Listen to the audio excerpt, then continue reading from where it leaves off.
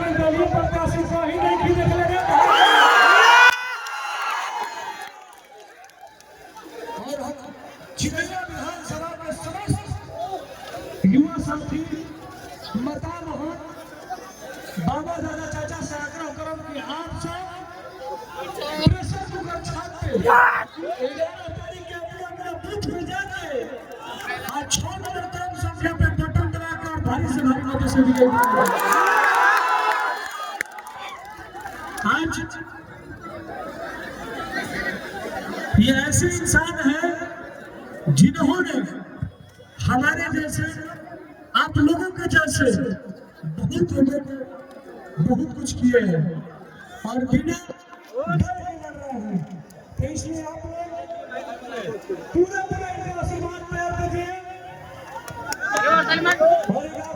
11 तारीख अपने एक तरफा वोट कर रहे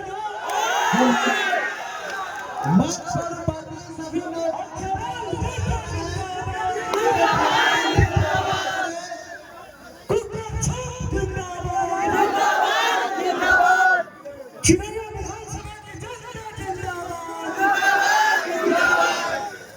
और चलिए मैं इन्हीं चंद शब्दों को विराम देता हूँ।